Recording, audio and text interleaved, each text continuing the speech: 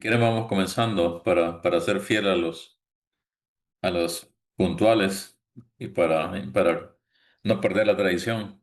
Bueno, buenas tardes, buenos días a todos y todas. Bienvenidos a esta serie de webinarios que estamos retomando ahora, después de algunos meses de haber, por el verano y por varias razones, haber dejado de darle continuidad. Esta fase de los webinarios de la red ICA está dedicada, como ya explicaré, a presentar algunos de los trabajos que han sido contratados bajo el proyecto La crisis de la democracia que está ejecutando la Universidad Complutense de Madrid, la Universidad Loyola Andalucía y su instituto de investigación, la Fundación ETA, con financiamiento y apoyo de AECID, de la Cooperación Española. Eh, la primera fase de los webinarios fue para analizar básicamente los procesos de erosión y retroceso democrático que ha tenido la región en los últimos años, donde vimos varios temas, pero también vimos el caso por país, los casos de país. Y ahora en esta segunda parte estamos viendo algunos tanto de las causas que explican el problema de la crisis democrática, como también algunas manifestaciones y reacciones ante la crisis democrática. Este trabajo que vamos a ver ahora, este webinario está basado en un trabajo que Prisma está haciendo para el proyecto, titulado Estrategia de acumulación, ecología política y crisis de la democracia en Centroamérica. Es uno de los 9 working papers que vamos a publicar en los próximos meses y que van a ser también, vamos a reunirlos en un libro sobre la crisis de la democracia en Centroamérica en los próximos meses. Eh, una una aclaración, este webinario está dominado totalmente por hombres, lo cual nosotros tratamos de evitar en el sentido de que siempre tratamos de que haya participación de mujeres y hombres. Esta vez hicimos todo lo posible y no pudimos por diferentes razones. A 3 colegas de la red y fuera de la red que invitamos a que participaran como comentaristas no podían por sus agendas, y como no podíamos seguir dando larga, pues decidimos hacerlo acá. Son 4 personas, representantes de instituciones importantes, ya lo trataré de ver, y de lo que se trata entonces es de que Prisma nos comparta el trabajo y que haya comentarios tanto de Anthony Remington como de Alberto Cortés, para inmediatamente pasar a una discusión entre todo el grupo. Los que ya han estado ya conocen las reglas, es bastante simple. Primero va la presentación de alguna media hora, 35 minutos de los presentadores iniciales. Luego hay una ronda de comentarios de varias personas, en este caso de dos, por un más tiempo máximo de 15 minutos, y inmediatamente después pasamos a un diálogo entre todos. Eh, Porque la idea de esta es que todos participemos en estos temas tan complejos. Entonces, si les parece, podríamos iniciar la presentación de hoy, eh, que estaría a cargo de 2 colegas de Prisma, aunque el trabajo es un trabajo colectivo, como seguramente explicarán. Va a presentar los resultados del trabajo. En primer lugar va a ir Manuel Martí, que es el director ejecutivo de Prisma, y luego pasará Rafael Cartagena, que es el director adjunto. En este sentido, si quieren, comenzamos y tienen 35 minutos para que pongan en la presentación. Adelante, por favor, Manuel. Muchas gracias, Alex. Entonces, como decía Alex, aquí vamos a presentar los avances de nuestra investigación. Voy a compartirles pantalla y mientras lo hago aprovecho para invitar a algunas personas. Les compartí el link que generó mi inscripción y entonces ahí aparecen todos como Manuel Martí. Entonces yo creo que ya había a Tony por ahí, pero aparece Ok. como Manuel Martí. Entonces, pueden ver la pantalla. Sí, sí, estamos. ¿Sí? Ok, Sí. perfecto. Entonces, este es los avances de nuestra investigación que propone una mirada a los vínculos entre estrategias de acumulación y los retrocesos democráticos desde las perspectivas de los territorios y sus actores. En nuestro paper desarrollamos una tesis que es de que la crisis del proceso de democratización no es un fenómeno solamente impulsado por factores políticos, como la escasa legitimidad de ciertas instituciones o por narrativas y prácticas autoritarias, sino que dicha crisis es también un fenómeno que tiene una ecología política subyacente que vincula prácticas como el empleo discrecional del aparato judicial y coercitivo del Estado con el interés de actores económicos cuyas estrategias de acumulación se basan en el control de territorios y sus recursos naturales. Y por ecología política nos referimos al análisis de las relaciones de poder que subyacen los cambios ambientales, es decir, quiénes toman decisiones sobre los recursos naturales, quiénes se benefician de estos y quiénes padecen las consecuencias de la degradación ambiental. Y en este análisis eh, es particularmente relevante partir de la perspectiva de los actores territoriales, porque son los que están en primera línea padeciendo los retrocesos democráticos, pero también porque son actores de la democratización y muchas veces no son vistos como tales. Y vamos a tratar de explicar por qué. Pero va, vamos a partir primero explicando a qué nos referimos por actores territoriales.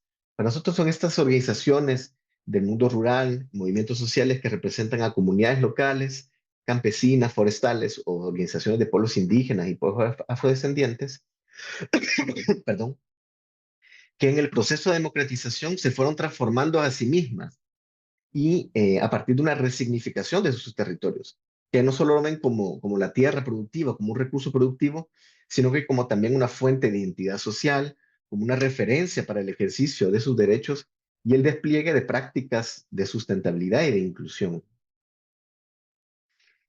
Estos actores, en la medida que se fueron consolidando, empezaron a jugar un rol activo en la democratización y en la construcción de sustentabilidad en sus territorios. Parten de la defensa de sus medios de vida, de sus comunidades, que parten de estos valores comunitarios, de como visiones indígenas, holísticas, afrodescendientes, y que tienen, pues, se basan en un uso sustentable de los recursos naturales. Además, sus organizaciones eh, son, cuentan con organizaciones que son democráticas e inclusivas, con prácticas democráticas. Una de ellas es práctica del asambleísmo, es decir, que sus líderes son electos en Asamblea General y hay mecanismos internos de rendición de cuentas hacia las bases. Y estos actores también se articulan directamente con los procesos políticos en sus territorios, volviéndose en interlocutores para los estados en ese momento de democratización que vivimos.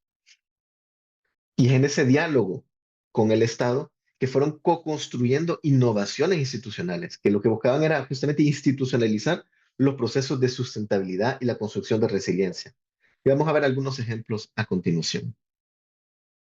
Un primer ejemplo es, y aquí aprovecho para decir que nuestro estudio se centró sobre todo en los 4 países del norte de Centroamérica, pero vamos a hacer referencia un poco también afuera. Pero un primer ejemplo que usamos es este los pueblos indígenas de Nicaragua, que al salir de la guerra primero obtuvieron el estatus de autonomía de las regiones del Caribe Norte y Sur, y que luego también lograron obtener la demarcación y titulación de sus tierras colectivas a través de las figuras de los gobiernos territoriales indígenas, que eran una innovación en su momento para ordenar y gobernar los territorios desde otra cosmovisión, desde otra referencia, cosmovisión indígena.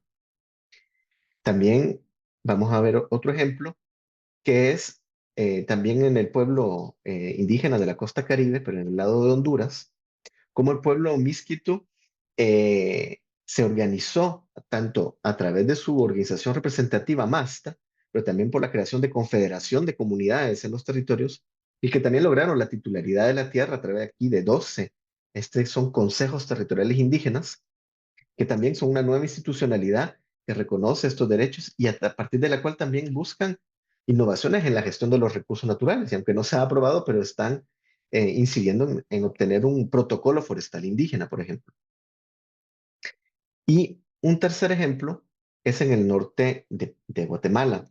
Y vemos cómo las comunidades forestales del norte de Petén lograron incidir en su momento en la naciente institucionalidad ambiental, que en ese entonces se basaba en marcos muy estrictos de conservación de, de naturaleza singente que limitaba las opciones de vida de las comunidades que vivían del bosque. Perdón. Y a través de sus modelos de manejo forestal comunitario, estas comunidades demostraron que era posible articular proyectos de desarrollo comunitario con un manejo sustentable del bosque que garantiza en muchos casos mejores resultados de conservación que en áreas protegidas manejadas por el Estado. Aquí ven en verde pues las concesiones forestales indígenas, comunitarias en el norte de Petén. Sin embargo, sabemos que a pesar de esos avances, los procesos de democratización en Centroamérica fueron contradictorios desde sus inicios. El impulso democratizador que hubo derivó en transiciones políticas que en las capitales desde arriba eran diseñados e implementados por actores poco democráticos, dando origen a estos regímenes políticos de carácter híbrido, que muchos de ellos están en esa transición hacia regímenes autoritarios. Otro rasgo histórico que persiste es el uso patrimonialista del Estado por una élite que ve a las instituciones del Estado como un instrumento adicional para sus estrategias de acumulación. Y también otro rasgo es esta cultura autoritaria que deriva tanto de estos actores que vienen de regímenes políticos o por el propio carácter armado de los movimientos que protagonizaron las insurrecciones en los años 80. Y a lo anterior hay que sumarle estas reformas neoliberales impulsadas por el Consenso de Washington, que pretendía insertar a la región en la economía global, pero que también implicó un achicamiento del Estado a través de la privatización de sectores críticos y dejando estados con limitadas capacidades para cumplir con las expectativas de la ciudadanía en términos de salud, de educación, seguridad pública y acceso a un ambiente sano. Entonces, a lo largo de las últimas décadas, vemos que los cambios institucionales obedecieron a lógicas contradictorias o enfrentadas. Por un lado están las estructuras estatales con un mandato de protección social, laboral, gestión ambiental o desarrollo rural, pero con escasos recursos fiscales y para responder a estas demandas y un débil respaldo político. Y por otro lado, tenemos las estructuras orientadas al crecimiento económico que cuentan con mayor poder dentro del Estado y facilitan la expansión de dinámicas de acumulación basada en la explotación de recursos naturales y procesos de exclusión. Y vamos a hablar a continuación de estas estrategias. Pues sabemos que las economías centroamericanas se han terciarizado, ya no dependen exclusivamente del sector agrícola para la generación de divisas.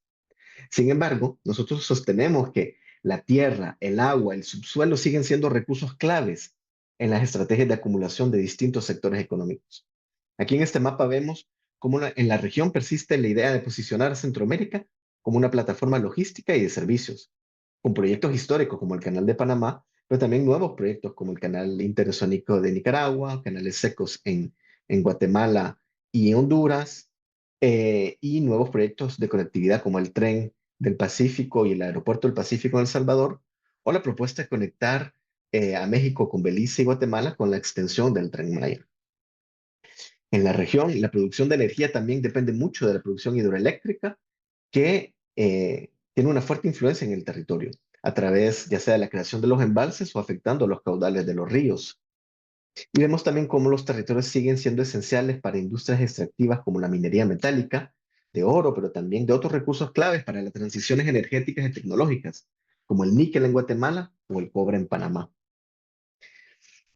En este mapa no vemos la agricultura, pero con esta gráfica mostramos que la agricultura ya no representa un peso preponderante en la economía, pero ciertos sectores económicos siguen apostándole a la producción de agroexportación para sus estrategias de acumulación, con el café, el banano, pero sobre todo la caña de azúcar y la palma africana, que han tenido un auge considerable en los últimos años. Y aquí ven aquí la palma africana la palma africana acá y el café. No, sí, el café, pero aquí está también la caña de azúcar. Em, y haciendo un zoom a la costa atlántica de Honduras para ver un poco estas dinámicas en el territorio, vemos aquí en amarillo cómo se ha ido avanzando la palma africana en la costa caribe de Honduras, que afecta, ya lo vamos a ver, a territorios en garífunas en este caso, pero también otros proyectos como los megaproyectos de turismo que están en toda esta zona en rosado que son acompañados de fenómenos de gentrificación que vemos en el resto de la región también, que es que comunidades de escasos recursos son expulsadas de sus territorios por flujos de turistas con mayor poder adquisitivo. Y en este mapa aprovecho para mencionar cómo Centroamérica se ha consolidado como un corredor de tráfico de droga. Aquí la droga va del sur América hasta Norteamérica, pero también más recientemente vemos que ya la región también es productora de ciertas drogas. Y ya lo vimos, hay estudios que dicen que en Honduras ya hay producción de coca. Pero el fenómeno que afecta todavía más a los territorios es el del lavado de dinero, porque ahí se traslapan economías lícitas e ilícitas con actividades como la palma africana, el turismo, pero también la ganadería, que aquí en este mapa lo ven en naranja, como hay narcoganadería en la Mosquitia hondureña, que es un mecanismo para lavar dinero. Y eso implica un entramado de agentes locales, públicos y privados, en colaboración con el crimen organizado para asegurar el control territorial, para el lavado y también para pistas de aterrizaje que sirven para el tráfico de drogas.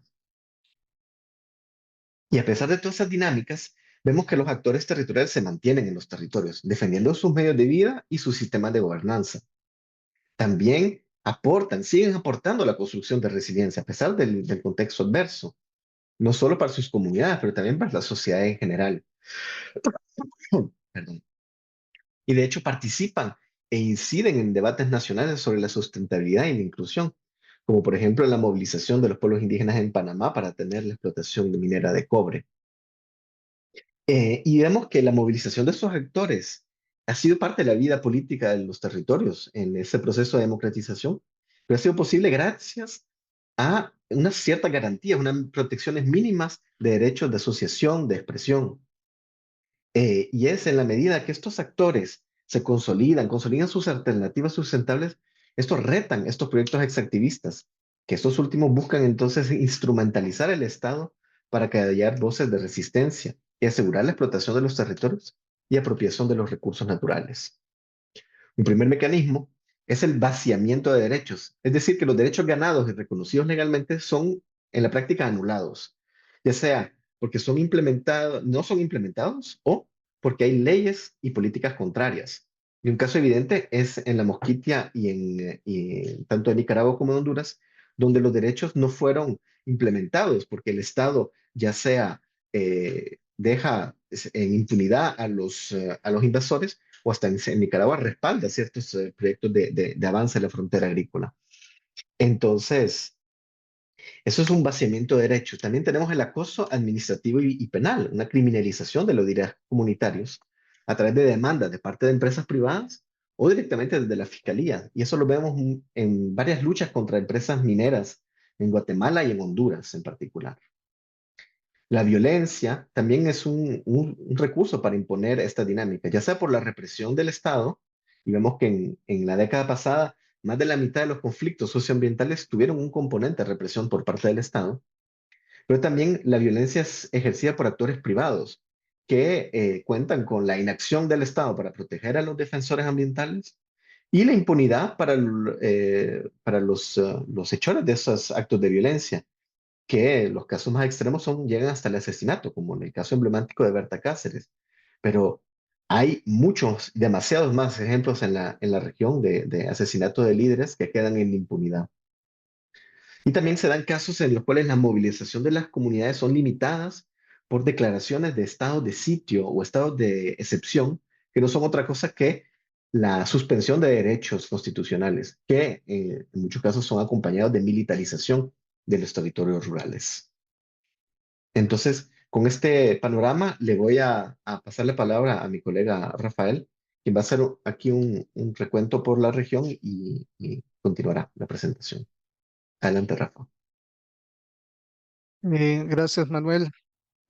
Pues el panorama general que nos mostraba Manuel eh, tiene que necesariamente matizarse por país, porque, bueno, lo hemos discutido en otros momentos de la red, es importante hacer estas lecturas generales de la región, pero encontrar soluciones depende también de una lectura más fina de las dinámicas políticas y económicas particulares a cada país de la región. Y siempre enfocándonos en los cuatro países del norte de la Centroamérica histórica, eh, comenzando aquí por el caso de Guatemala, pues todos conocemos del papel protagónico de los pueblos indígenas en defender los resultados electorales de hace 2 años.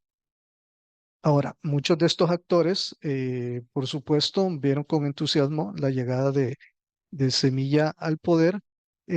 Muchos se han articulado desde algunos liderazgos con el Ejecutivo, pero también sin, digamos que acompañan de manera crítica a la nueva gestión, eh, demandando la inclusión de sus reivindicaciones, ¿verdad? Y todavía hay puntos sobre los que a veces hay debate, hay cierta fricción, ¿verdad? Pero en cuanto a los actores territoriales propiamente, recientemente vemos una agudización de la persecución judicial, ¿verdad? Por el papel protagónico de esa movilización que hicieron en defensa de la democracia. Y bien, pasando al caso Honduras, tenemos desde hace pocos años también una situación similar en el sentido de que una nueva fuerza política llega al Ejecutivo con, con la simpatía de algunos sectores, o por lo menos la esperanza, ¿verdad? De algunos sectores de los actores territoriales.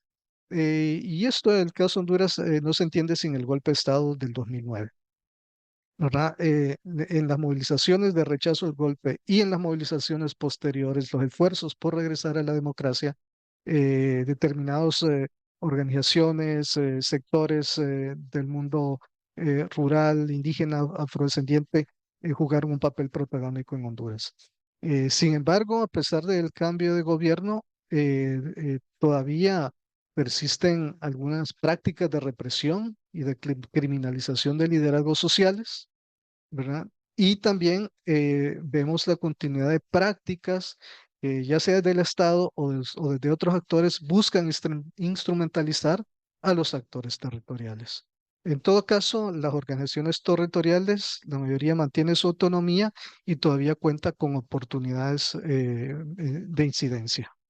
Los otros dos casos son más complicados para la acción de la población de las comunidades en sus territorios y la defensa de sus recursos.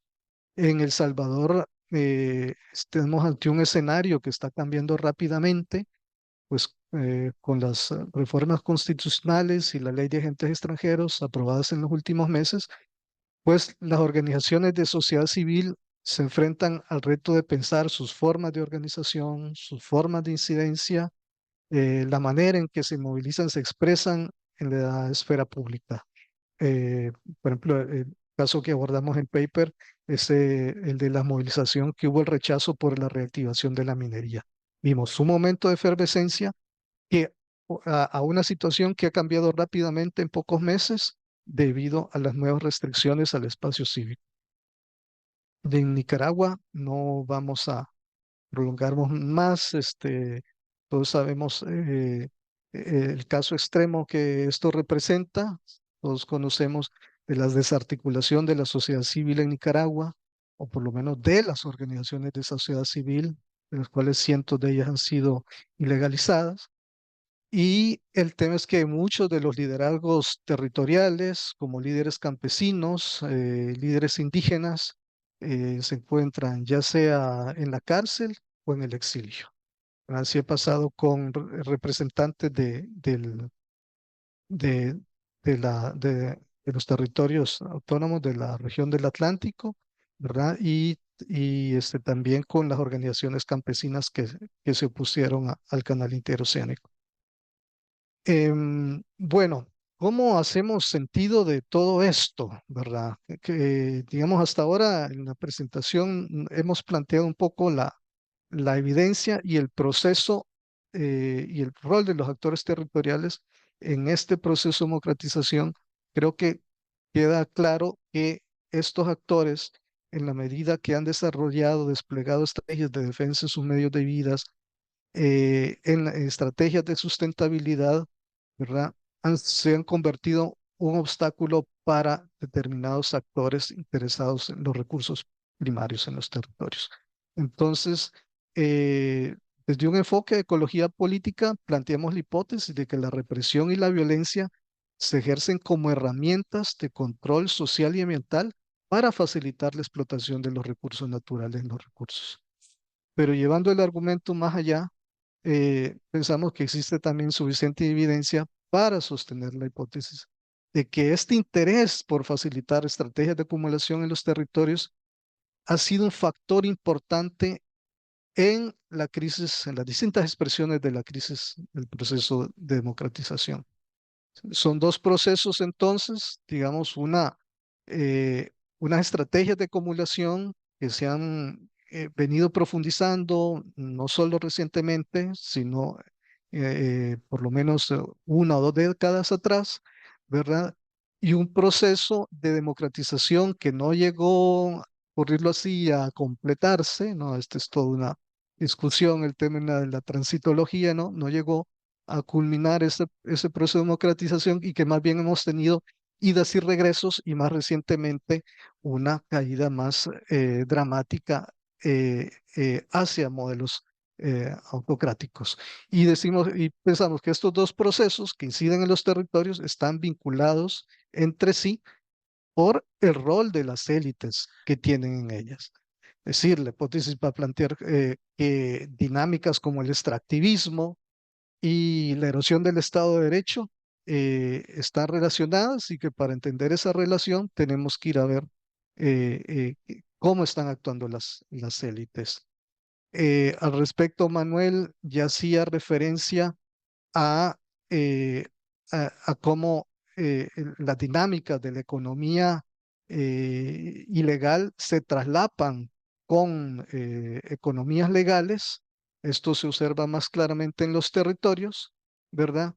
Y resumiendo, lo que sucede ahí es que por una parte, la economía ilícita encuentra oportunidades para legitimar sus ganancias, ¿verdad? Invirtiendo en actividades agrícolas o mineras, para lo cual tiene que impulsar procesos de deforestación y despojo hacia poblaciones indígenas y campesinas. Y luego, por otra parte, digamos, al encontrar ese nicho, la economía ilícita juega también un rol en abrir estas fronteras, ¿verdad? Que son aprovechadas por los actores tradicionales y legitimados de la economía, ¿verdad? Entonces, tenemos allí el argumento de ecología política. A eso es importante agregar la mirada geopolítica, ¿verdad?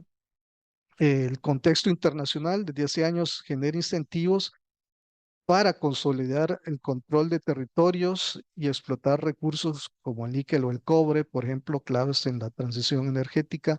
Ahora, pero Centroamérica, aparte de eso, ese desarrollo reciente, históricamente ha tenido ese rol de istmo interoceánico clave en el comercio internacional, que se vuelve ahora más importante en este contexto de guerra comercial, ¿verdad? Y los cambios en las prioridades de la política exterior de los Estados Unidos, que por otra parte se caracteriza ahora por un desinterés casi total por la democracia liberal y está regida por una lógica transaccional. Y todo esto también repercute en el debilitamiento del sistema internacional de protección de derechos humanos. Entonces tenemos aquí una combinación de factores propios de los países, de la región y del contexto internacional que están favoreciendo esta profundización de los procesos autocráticos en Centroamérica. Para profundizar en esto, proponemos en el paper que luego podrán leer, proponemos tres líneas de investigación.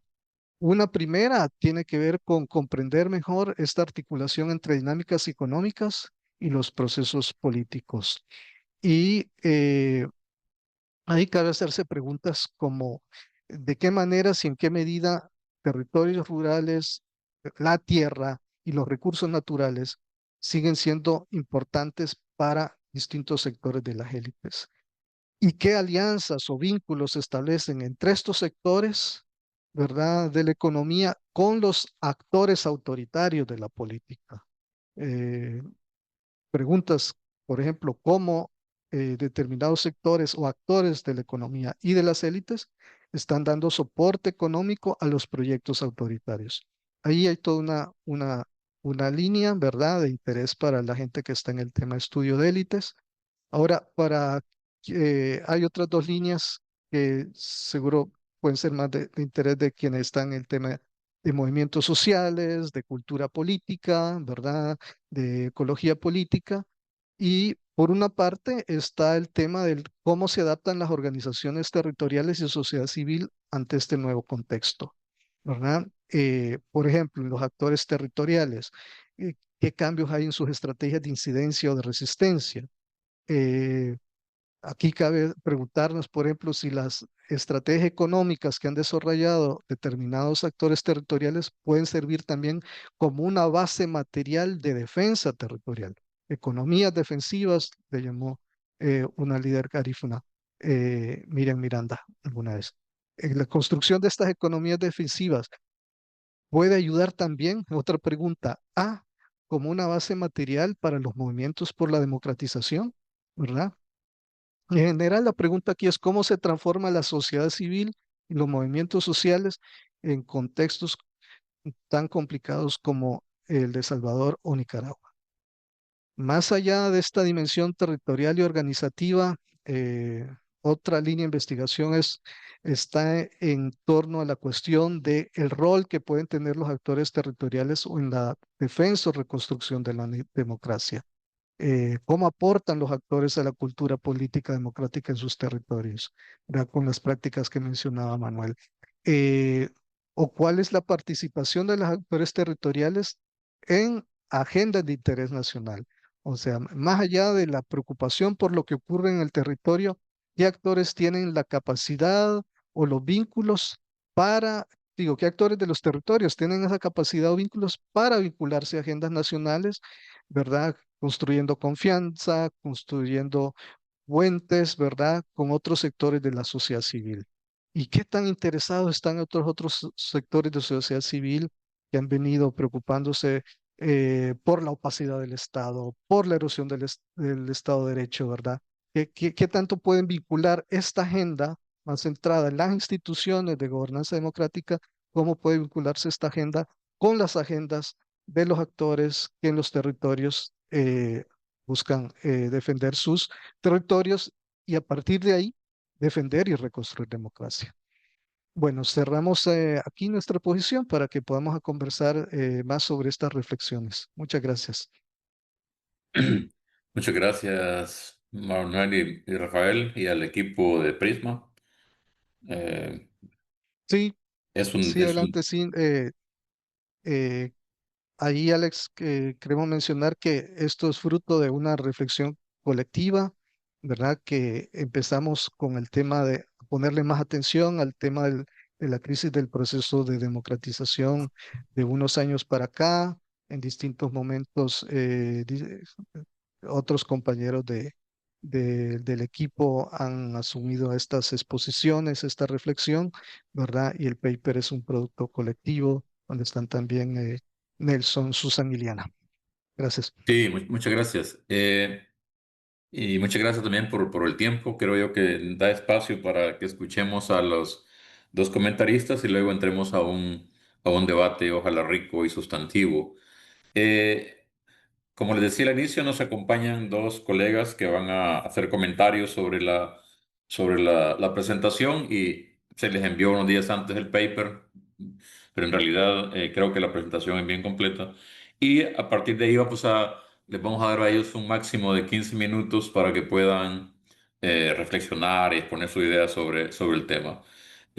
No sé quién quiere comenzar, si Alberto o Anthony. Si es indiferente. Alberto, ¿querés? Alberto mejor, sí. Ok. Alberto, vamos a comenzar entonces el comentario de Alberto. Alberto Cortés Ramos es profesor catedrático de Ciencias Políticas y Geografía en la Universidad de Costa Rica. Ahí también él coordina la Cátedra Centroamérica, que es un espacio muy importante en este momento. Es investigador en temas relacionados con la geopolítica, desarrollo, democracia y autoritarismo en la región centroamericana. Y es, por supuesto, miembro de la red ICA. Así que, Alberto, por favor, adelante. Bueno, muchísimas gracias y de verdad qué gusto estar aquí, felicitar a hacer un reconocimiento a los investigadores y al equipo por el trabajo que ha hecho y me parece muy importante que ustedes, Alex, estén apoyando este tipo de investigación que para mí tiene de mérito de entrada problematizar la transición, la forma en que desde algunas disciplinas, y ahí me pongo el sombrero politólogo, yo tengo el sombrero politólogo y el de geógrafo, y me parece que la forma en que ellos utilizan la dinámica territorial, la territorialidad del Estado en el proceso en el periodo de la transición, nos sirve de proxy, de un filtro para ver los límites de la transición democrática.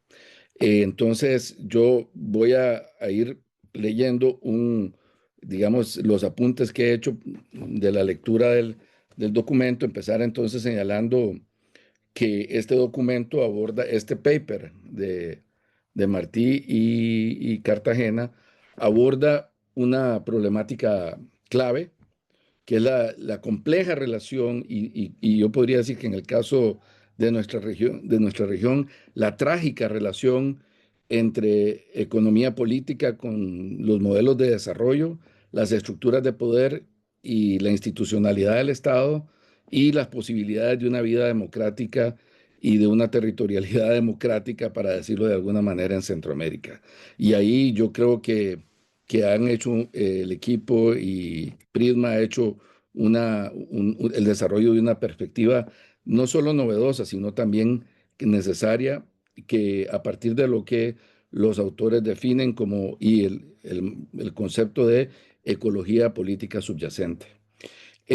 Con ello ellos logran conectar de manera sistemática los retrocesos institucionales que hemos tenido con las disputas por el control territorial y lo que ello significa en términos de la gestión, acceso y control de los recursos naturales.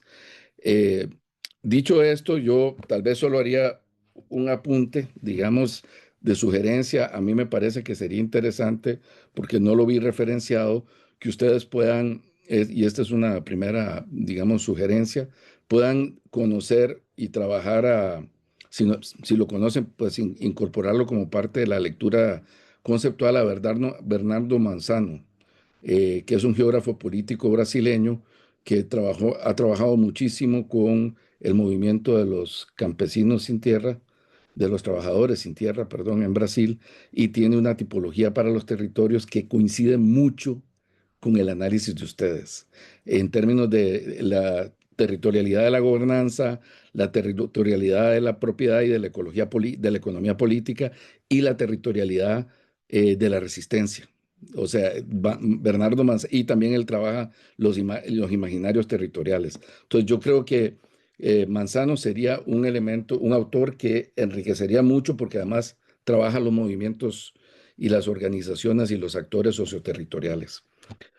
Dicho esto, yo creo que hay varias lecciones que ustedes nos permiten sacar a partir del trabajo que han hecho. Yo por lo menos veo tres muy importantes. La primera es que no es suficiente cambiar el régimen político sin cambiar la economía política, el modelo de desarrollo, el tipo de Estado, y ustedes ahí están dando una discusión sobre el tipo de institucionalidad que se desarrolló durante la transición y la dinámica territorial. Es decir, tenemos que no solo cuando hacemos una transición hacia una sociedad más democrática, entonces no basta con tener, como diría Alberto Torres Rivas, a quien tengo muy presente en esta discusión, no solo basta tener democracias de fachada, digamos, o democracias limitadas, sino que tenés que atender cómo se transforman también los otros componentes que definen la dinámica del desarrollo en un estado, ¿no? Esa es una primera lección. La segunda es que inevitablemente hay que entender los procesos de desarrollo en un contexto internacional que condiciona, cuando no determina, las dinámicas de la transición política, de la democracia y también de las territorialidades. Entonces, y ustedes lo mencionan al final, aparece la disputa China-Estados Unidos y el potencial conflicto y disputa por los territorios, pero creo que por el peso que tiene la geopolítica en nuestra región, este es un tema que también habría que tomárselo en serio, y no solo la geopolítica, sino también la lógica de acumulación global, ¿verdad? Porque buena parte de las actividades lícitas, entre comillas, como por ejemplo el boom del extractivismo que hemos vivido en los últimos 20, 30 años, el desarrollo de la megainfraestructura, que también ha tenido el impacto ambiental que ustedes y socioterritorial que ustedes bien recogen, son claves, pero también, y lo mencionan, las actividades ilícitas, ¿verdad? Con el crimen organizado y la dimensión territorial del crimen organizado. Y el último elemento es la necesidad de fortalecer organizaciones y actores de la sociedad civil. Y aquí yo quiero señalar lo siguiente, porque ustedes lo plantean, pero creo que es un tema que amerita una reflexión más en serio. Si las organizaciones eh, dependen exclusivamente o principalmente de la cooperación internacional para poder, digamos, subsistir y poder desarrollar sus actividades, esa dependencia va a ser siempre una debilidad y siempre va a ser una amenaza. El tema es que cómo fortalecemos las organizaciones es una discusión que deberíamos tener a fondo, digamos, como lección, en tanto que tenemos que lograr desarrollar mecanismos digamos, de generación de actividades que puedan mm, crear ingresos para las organizaciones, para las comunidades, de manera tal que ese nivel de dependencia pueda reducirse. Entonces, lo que quiero decir es que cuando hablamos del futuro, una parte es el fortalecimiento organizativo y su gobernanza de las organizaciones comunitarias para la incidencia, que es lo que ustedes analizaron y que es algo que ha pasado, pero también tenemos que ser capaces de fortalecer la capacidad de producción, digamos, la capacidad de producción, el acompañamiento para que pequeños productores, campesinos, indígenas puedan desarrollar su actividad productiva con mejores condiciones. Esa parte me parece importante señalarlo. Entonces, ahora quisiera desarrollar un poco, Alex, y yo te pediría que me avises cuando esté faltando 3 minutos para redondear. Eh, la primera, la insuficiencia del formalismo político, el tema del Estado. Eh, pues sí, está claro que desarrollamos democracias de baja intensidad. Ustedes lo asocian de manera correcta a que tuvimos una transición política que se desarrolla, que se da en un contexto de ajuste estructural y luego de neoliberalismo. Y eso hace, digamos, condiciona el tipo de Estado que se puede desarrollar, el tipo de funciones que se pueden desarrollar. Vean que la ponencia de ustedes lo que nos retrata es cómo el Estado lo que desarrolló es formalmente, digamos, funciones que apuntaban a garantizar derechos, sobre todo derechos políticos, algunos que tenían que ver con el tema ambiental, pero vaciados de contenido, tema que ustedes señalan a lo largo del documento. Y sin embargo, no hay una discusión sobre lo que Michael Mann llamaría capacidad infraestructural del Estado. Es decir, todo lo que se desarrolló en este periodo fue capacidad despótica, o como le llaman ustedes, capacidad coercitiva.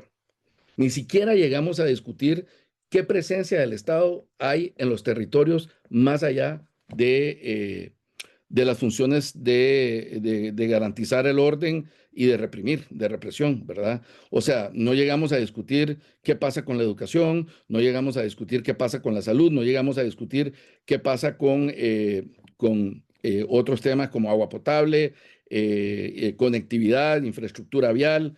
Esos son temas que ni siquiera pudimos discutir porque en realidad tuvimos como sociedad desde muy temprano de la transición abocarnos a tratar de resistir a una nueva dinámica territorial extractivista y excluyente con el apoyo del Estado, con el apoyo de la dimensión coercitiva del Estado. Entonces, yo creo que ahí hay un elemento que, digamos, a mí me parece importante destacar del trabajo de ustedes.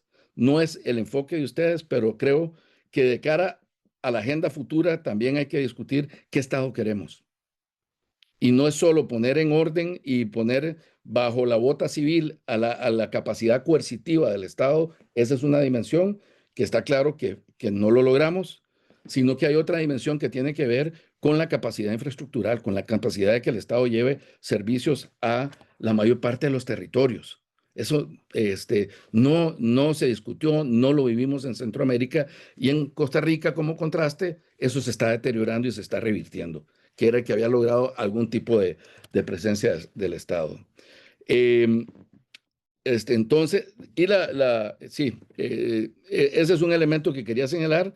El tipo de Estado que emergió no se transformó en uno con instituciones verdaderamente inclusivas, sino que sus aparatos coercitivos y judiciales fueron a menudo, como venía la tradición previa a la transición, instrumentalizados para proteger el nuevo modelo de acumulación en detrimento de una dinámica territorial de las comunidades, de las poblaciones indígenas, de las poblaciones afrodescendientes y campesinas. Y esta es una elección implacable. Sin una democratización del Estado para que pueda impactar en la democratización de la economía y del territorio, la democracia política pende siempre de un hilo, ¿verdad? O sea, no podemos lograr una democracia política real si esto no cambia.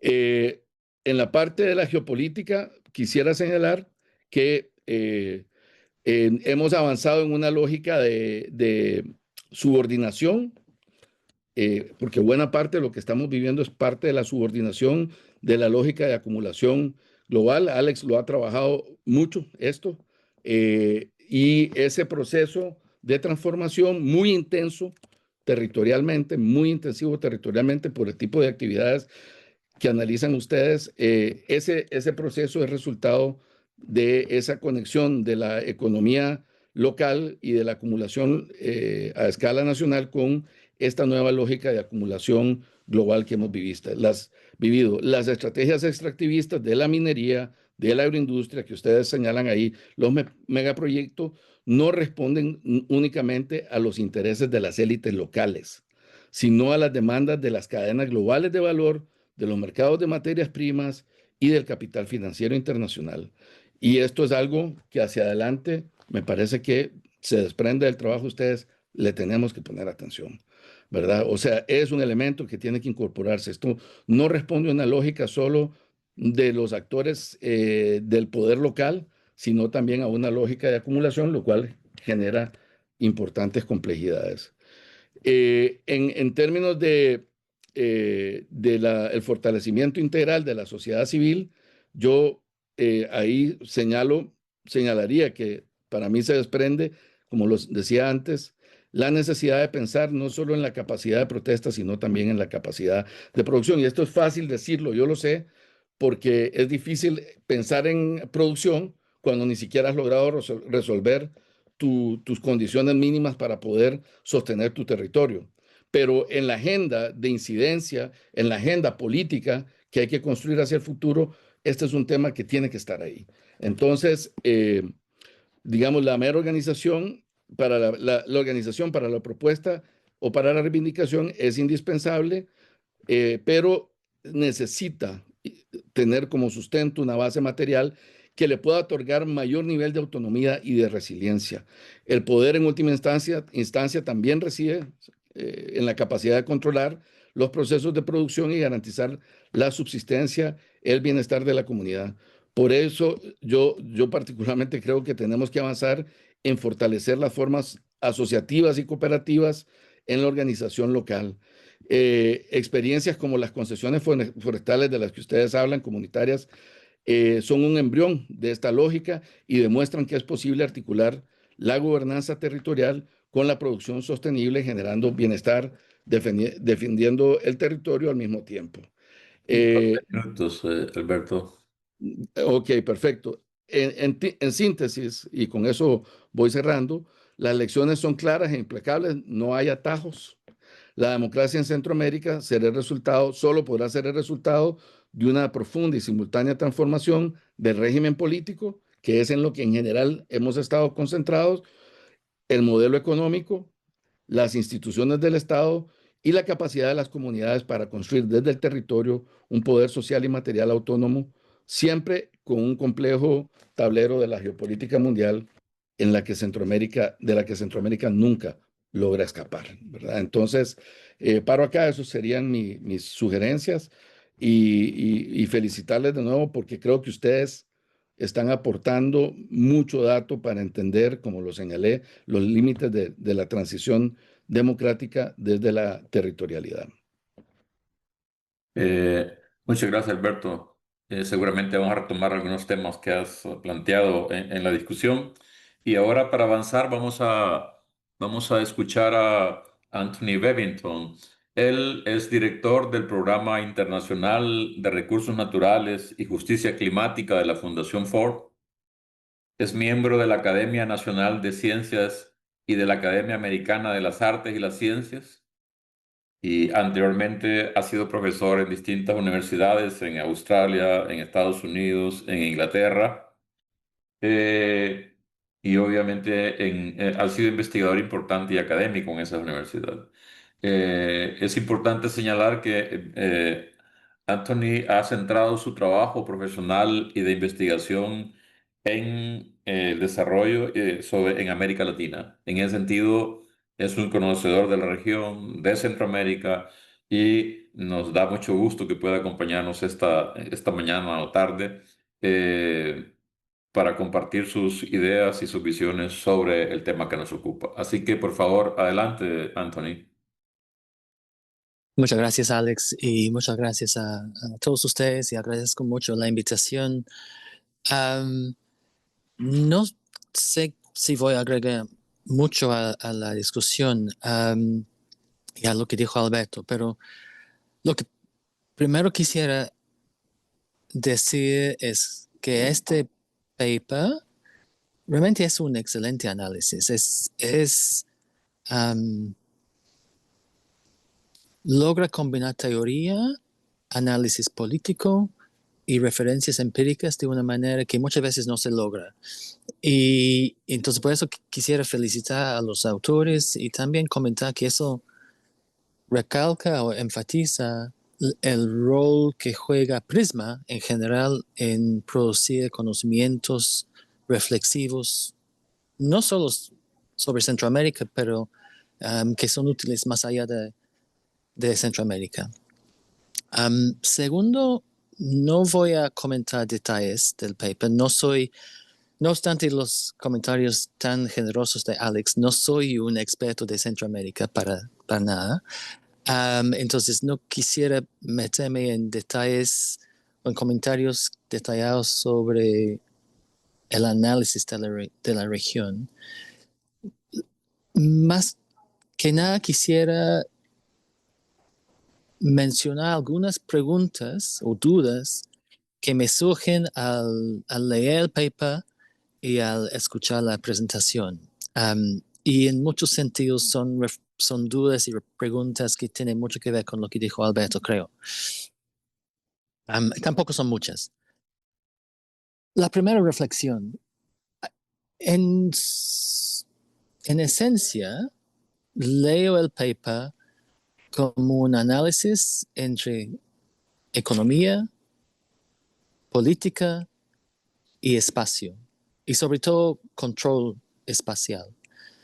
Lo interesante del paper es su énfasis, no lo interesante, pero una dimensión interesante del paper es su énfasis en la importancia de reconocer la centralidad del control espacial en estrategias de acumulación, tanto de élites como de poblaciones locales y aquellos miembros de movimientos sociales. Entonces, en cierto sentido, pone el espacio al centro de una reflexión sobre economía política. Y eso me parece un aporte importante. En cierto sentido, aunque no usa este lenguaje, también nos hace pensar en o a mí por lo menos me hizo pensar también debates históricos o viejos por lo menos, de la centralidad del espacio, no solo en procesos de acumulación, pero también en procesos de reproducción. Y en cierto sentido, aunque no es un lenguaje que pasa por el paper, nos está haciendo reflexionar sobre las maneras en las cuales ciertas estrategias de acumulación de ciertos actores van socavando estrategias de reproducción de otros actores. En este marco, economía, política, espacio, me da la sensación que los autores están, eso tampoco es una crítica, es más bien una observación, una lectura y una pregunta.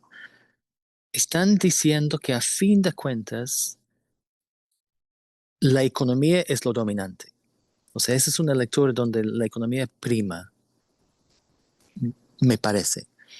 Y si es así, una pregunta para los autores sería, y esa es más una pregunta prospectiva, sería, ¿bajo qué condiciones cambiará esta situación económica que están pintando de una manera que podría permitir otro tipo de dinámica política? Y digo que la economía prima porque aunque uno podría decir que no, estamos diciendo que lo que prima es el poder, pero me da la sensación que la estrategia de poder enfatizar en el paper es el poder a través del control de recursos para sostener procesos de acumulación. Y sería interesante escuchar a los autores para escuchar si realmente están queriendo decir eso, o si quieren decir que no, hay otras fuentes de poder también que no enfatizamos tanto en el paper, pero que sí serían importantes para entender las posibilidades de alternativas. O si realmente están enfatizando lo económico como la base del poder y por lo tanto el driver principal en esta relación de triángulo entre economía, política y espacio. Otra dimensión que simplemente voy a comentar porque Alberto lo profundizó mucho más es que no es un tema mencionado, pero no desarrollado en el paper, es la importancia de analizar este triángulo en su contexto geoeconómico y geopolítico. Entonces ahí sí quisiera, o quizás sería útil en este paper o más allá del paper, reflexionar sobre, también de una manera prospectiva, sobre posibles condiciones geoeconómicas y geopolíticas que podrían reestructurar esta relación economía, política, espacio en la región. Entonces, esa es una duda, una pregunta. La pregunta y la duda principal es que si los autores realmente están queriendo decir que lo que prima acá es la economía. Una segunda pregunta, segunda duda, y estas siguientes son menos desarrolladas,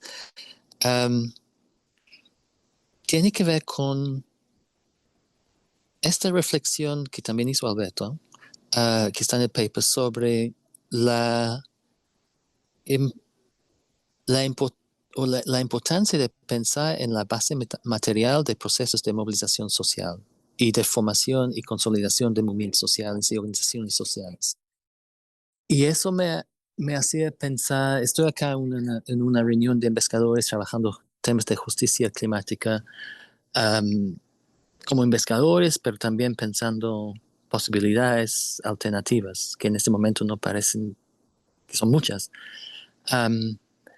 Y tuvimos una pequeña conversación sobre una duda realmente, sobre hasta qué punto en el trabajo de algunos acá, y de hecho el trabajo de la fundación, no es que hemos sobreenfatizado la importancia de derechos, pero lo hemos hecho de una manera que separaba un trabajo sobre derechos y un trabajo sobre economías populares, por usar un término, ¿no? Y la debilidad de esta entrada, esta forma de análisis y esta forma de hacer grants, en el caso nuestro, es identificar en este paper que hace hincapié en la importancia de entender y reflexionar sobre la base material de movilizaciones sociales. Porque la implicancia es que si cuando no hay base material, estas movilizaciones sociales van a ser mucho más débiles. Y eso es importante para la siguiente reflexión. Muchas veces cuando hablamos de la noción de estado de excepción para referir a aquellos contextos en los cuales se paralizan derechos. Pero en cierto sentido, yo por lo menos como alguien que no es de la región, no soy experto en la región, uno podría leer el paper y llegar a la conclusión de que la excepción es la democracia. Este fue un periodo corto, excepcional, que está sufriendo, no ha durado como muchos comentaristas hubieran querido que durara. Porque sale la pregunta para mí, en base al análisis acá, ¿bajo qué condiciones las élites van a querer democracia? Y van a querer ser responsables o accountable si quieren.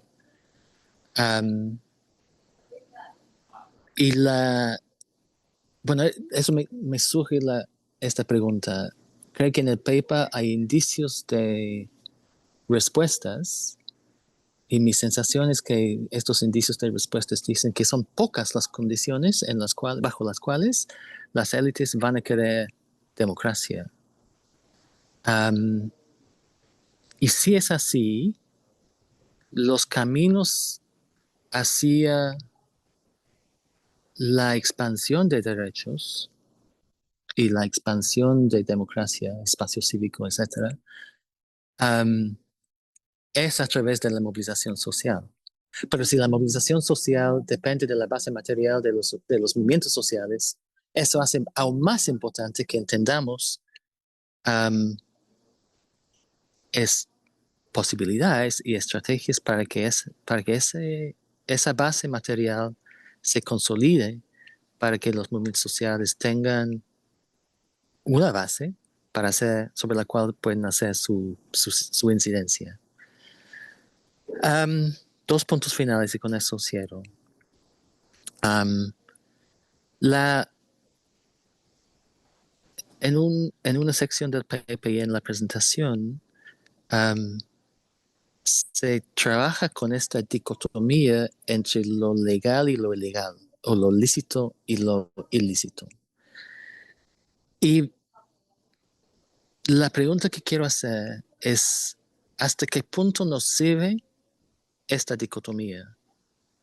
O si realmente lo que estamos haciendo con esta dicotomía es imponer una lectura normativa de una manera que nos limita en nuestra capacidad de leer y comentar lo que realmente está pasando. O sea, la pregunta entonces es, ayuda a denominar ciertas actividades como ilícitas. Sí, si es el caso si es el caso, que lo que define algo como ilegal o ilícito es que alguna entidad del Estado lo define como tal. Pero si los estados se encuentran controlados por intereses alineados con estas actividades económicas, y en la práctica y a veces en la ley redefinen a estas actividades como lícitas, ilegales, me parece que a mí que, o sea, como verán, esta idea no está muy bien desarrollada, pero que este binomio legal-ilegal no ayuda a leer lo que está pasando y quiénes son estos actores y cómo leer las implicancias de sus acciones. Entonces, sería interesante escuchar a los actores para ver hasta qué punto para ellos esta distinción legal-ilegal ayuda en su análisis o si lo usan más que nada porque es una distinción que circula en el debate. Y finalmente, y eso es realmente robando ideas de esta reunión acá entre los investigadores, una conversación que hemos tenido acá es sobre los límites y las limitaciones políticas de la crítica. Y ha habido un argumento fuerte en la sala que ha dicho, mira, la crítica está bien, nos ayuda a entender, etcétera, etcétera. Pero si la investigación va a nutrir procesos sociales alternativos, la crítica no es simplemente que no es suficiente, a lo mejor limita las posibilidades de estas alternativas y que el trabajo de la investigación, o un trabajo de la investigación, debería ser la construcción sobre bases empíricas y analíticas, o sea, no simplemente sobre ficciones, pero la construcción de visiones de futuro que pueden ser atractivos a una gama de actores sociales y políticos y por lo tanto podrían ayudar en la movilización y articulación de estos actores. Entonces, no es justo pedir eso a este paper porque no fue la idea del paper, pero a fin de cuentas es un paper de crítica y sería interesante escuchar a Manuel y Rafa reflexionar sobre qué posibilidades hay, si hay, para la construcción de visiones generadoras sobre la base del análisis que han hecho. Ir más allá de la crítica y construir visión sobre la misma base empírica y analítica. Eso. Muchas gracias otra vez a los actores por hacernos pensar, por lo menos a mí, y te devuelvo la palabra, Alex. No, muchas gracias a ti, Anthony. Bueno, yo creo que está servida la mesa para una discusión, espero, interesante, profunda sobre este tema, ¿no? De espacios de los procesos de acumulación, relaciones entre economía y política, reacciones, estrategias de los actores territoriales, etcétera. Sé que seguramente Rafa y Manuel querrán reaccionar, pero yo les pido que se esperen un poco porque vamos a pasar a la dinámica del grupo. Me imagino que dentro de los asistentes habrá comentarios, propuestas, dudas, así que pasaríamos a esta sesión de debate entre los participantes y luego volverán en algún momento, le daremos la palabra a Manuel y a Rafael para que puedan reaccionar. Así que queda abierta el debate. Simplemente levanten la mano ahí y pidan la palabra y comenzaremos a ver. Aquí yo le pediría a Diana o a alguien que me ayude. La única mano que tengo ahorita es la de Mariela. Así que, Mariela, adelante, por favor. Buenos días, mucho gusto. Mi nombre es Mariela Obando. Les saludo de la ciudad de Guatemala. Fíjense que qué interesante la ponencia. Yo quisiera lanzarles una otra reflexión en torno al sistema mundo. Posicionarnos a que somos el sur global. Desde la economía política, referirnos específicamente que el sur global le transfiere valor real al norte global. Eso no lo tenemos que perder de vista. Y es de la lectura de Marx, no de quienes leyeron a Marx, es de la lectura de Marx. Dos, otro gran desafío es de construir a Hegel, de construir a Kant y de construir a Rawls para hacer un análisis profundo de la democracia procedimental que después de las políticas de ajuste estructural vienen a privar en América Latina. No son funcionales.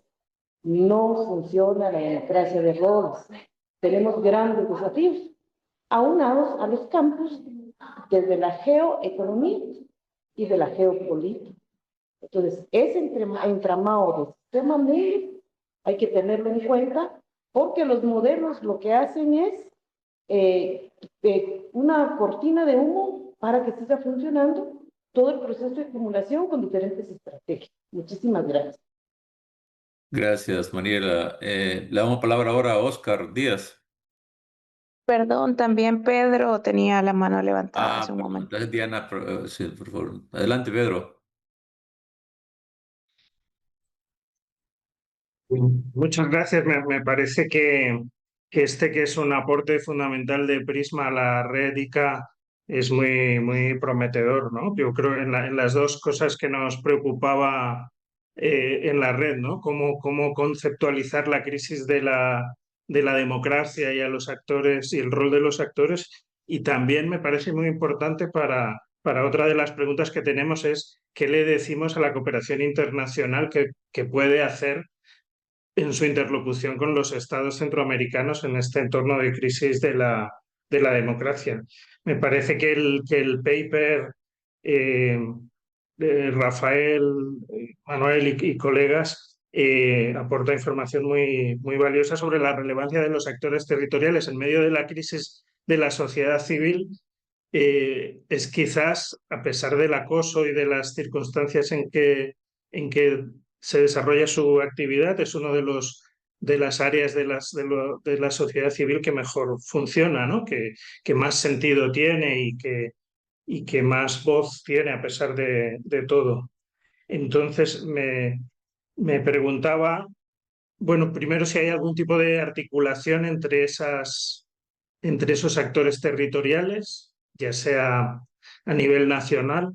Yo tengo siempre presente la dimensión regional y yo creo que es mucho pedir saber si hay una articulación regional, pero me parece que a lo mejor en coordinación con sus homólogos en la sociedad civil internacional, también en crisis en todas las regiones del mundo, quizás ahí podría haber un área de investigación interesante.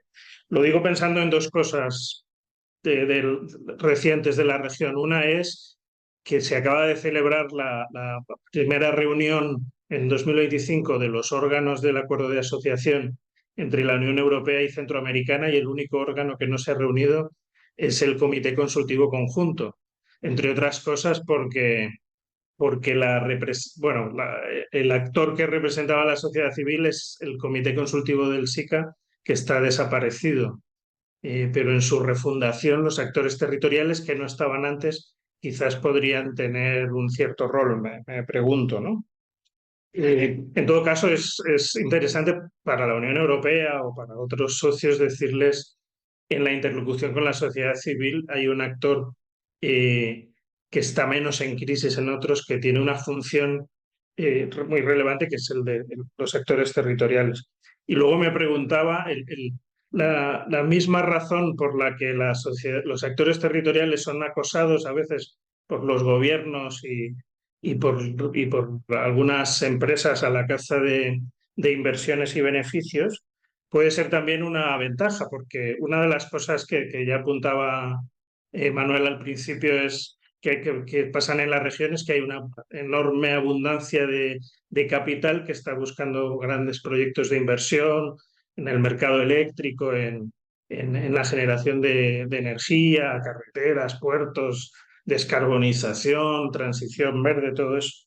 Y entonces los estudios de viabilidad social y económico y el impacto en las comunidades, para algunos de esos organismos financieros internacionales son una clave. Quizás eso puede dar cierta fuerza a los actores territoriales. No sé si alguno de estos elementos puede ser interesante para explorarlos. Muchas gracias y felicidades, ¿eh? Es una contribución fundamental para la red. No sé si habrá alguien más. Si no, podríamos regresarle ahora sí la palabra a los presentadores para que nos reaccionen ante estas primeras intervenciones, tanto de Pedro como de los comentaristas, y luego avanzamos.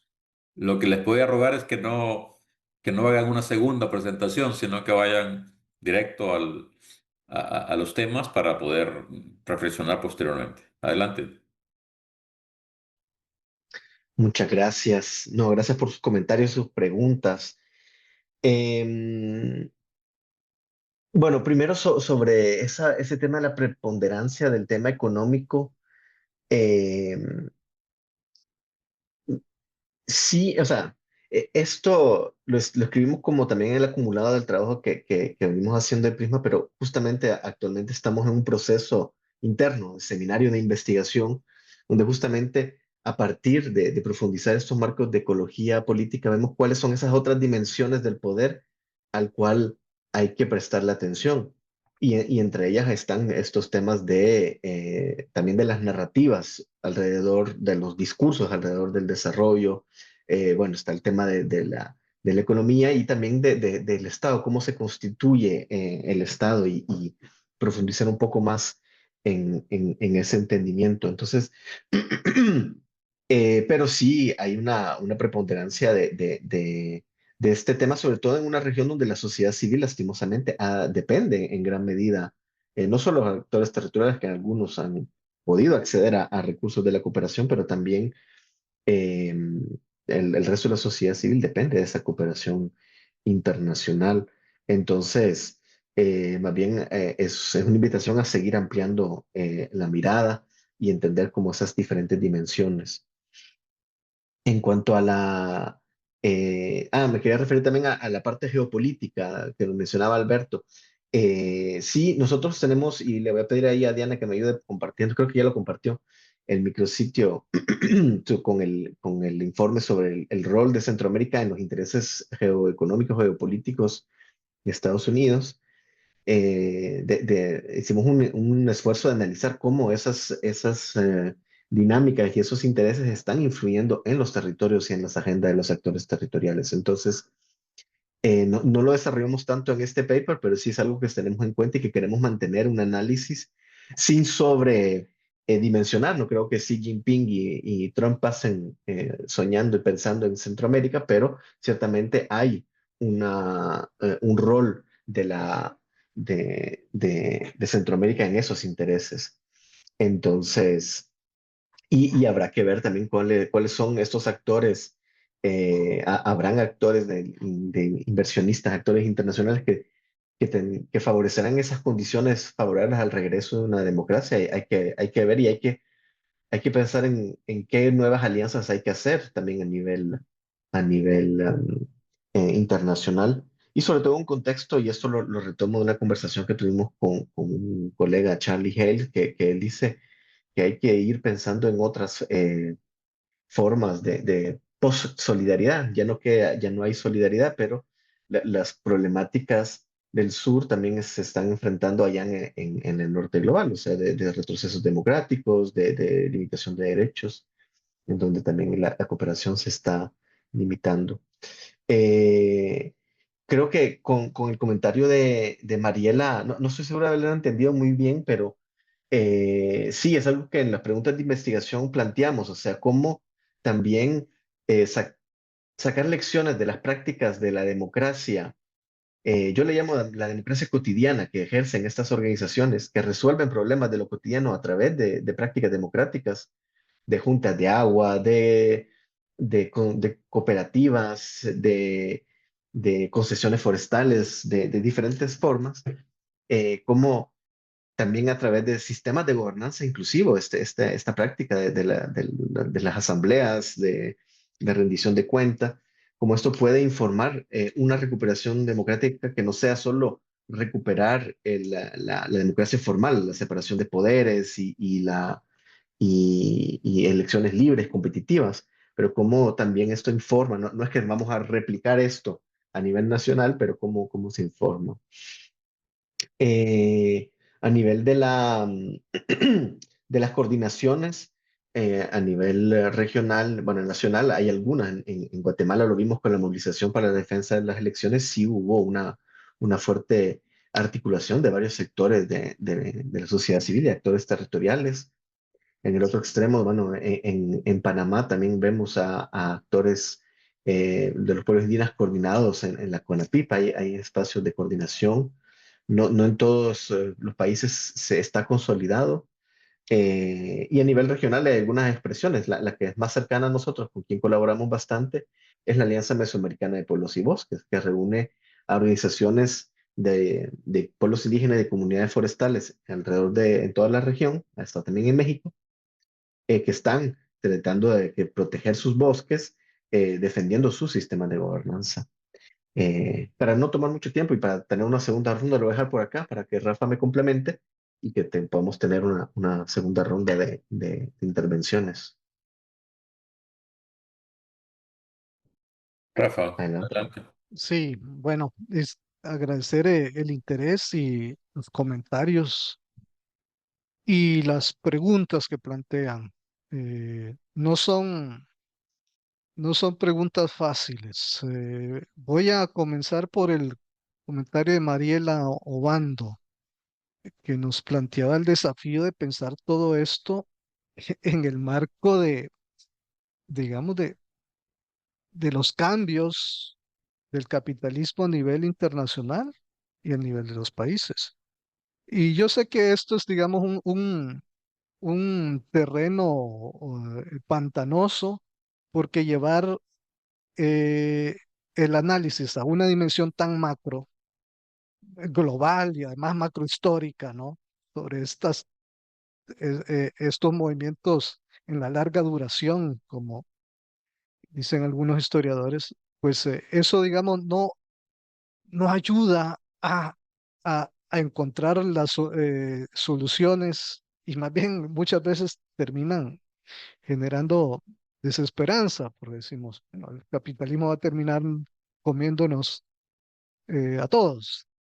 Pero sí recuerdo hace unos meses tuvimos otro, digamos, un webinario, presentación, un evento de diálogo que organizamos con Prisma y otros aliados, un poco eh, semiabierto, semicerrado, y, eh, y estamos hablando de la cooperación internacional, y estuvo ahí presente una de las panelistas, fue Miriam Miranda, esta indígena de los pueblos garífunas de Honduras, y ella también se refirió y nos dijo, miren, lo que estamos hablando aquí es sobre,